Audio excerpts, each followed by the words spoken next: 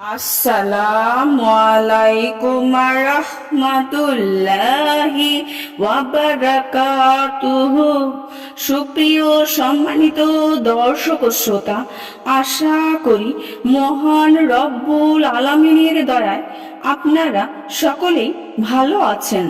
সুপ্রিয় সম্মানিত দর্শক ও শ্রোতা, আজকে হযরত আবু হুরাইরা রাদিয়াল্লাহু তাআলা আনহু থেকে একটি ঘটনা বর্ণনা করব। ঘটনার শিরোনাম হচ্ছে 3 মহাবিপদ।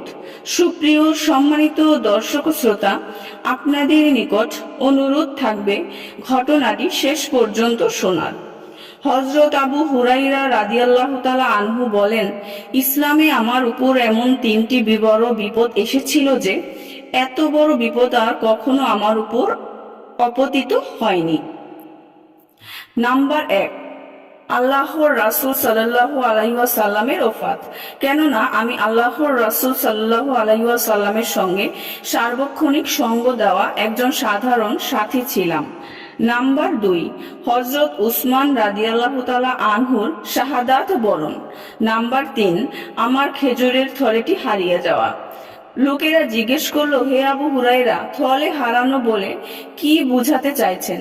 তিনি বললেন, আমি এক সফরে আল্লাহর রাসূল সাল্লাল্লাহু আলাইহি ওয়াসাল্লামের সঙ্গে ছিলাম। আল্লাহর রাসূল সাল্লাল্লাহু আলাইহি ওয়াসাল্লাম বললেন, হে আবু হুরাইরা, তোমার কাছে কি কিছু আছে? আমি বললাম, থলেতে কিছু খেজুর আছে। তিনি বললেন, নিয়ে আসো। আমি খেজুরগুলো বের করে আল্লাহর রাসূল সাল্লাল্লাহু আলাইহি ওয়াসাল্লামের খেদমতে পেশ করলাম। তিনি সেগুলোর উপর হাত বুলালেন ও বরকতের জন্য দোয়া করলেন। তারপর বললেন, 10 জন লোক ডেকে আনো। আমি 10 জন লোক ডেকে নিয়ে এলাম। তারা পেট ভরে খেজুর আহার করলো।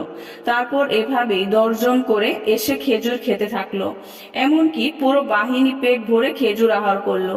থলের মধ্যে আরো খেজুর অবশিষ্ট থেকে গেল। আল্লাহর রাসূল সাল্লাল্লাহু আলাইহি ওয়াসাল্লাম বললেন, হে আবু হুরাইরা, যখন তুমি এই থলে থেকে খেজুর বের করতে চাইবে তখন এর ভেতর হাত দিয়ে বের করবে, এটি কখনো উল্টিয়ে দেখবে না। এরপর আমি আল্লাহর রাসূল সাল্লাল্লাহু আলাইহি ওয়াসাল্লামের জীবদ্দশায় এই থলে থেকে খেজুর বের করে আহার করলাম। অতঃপর হযরত আবু বকর সিদ্দিক রাদিয়াল্লাহু তাআলা আনহুর খেলাফতের জামানায় এখান থেকে খেজুর বের করে আহার করতাম। হযরত উমর রাদিয়াল্লাহু তাআলা আনহুর খেলাফতের জামানায়ও এখান থেকে খেয়েছি। শেষে হযরত উসমান রাদিয়াল্লাহু তাআলা আনহুর খেলাফত কালেও এই থলে থেকে খেজুর বের করে আহার করতাম। কিন্তু তিনি যখন শাহাদাত বরণ করলেন তখন আমার সামানা সহ সেই থলেটি উল্টে গেল। সুপ্রিয় সম্মানিত দর্শক ও শ্রোতা, আজকের ঘটনাটি এই পর্যন্তই। ঘটনাটি যদি ভালো লেগে থাকে অবশ্যই চ্যানেলটি সাবস্ক্রাইব করবেন, লাইক করবেন, কমেন্ট করবেন এবং বেশি বেশি শেয়ার করে দিবেন। সবাই ভালো থাকবেন। আল্লাহ হাফেজ।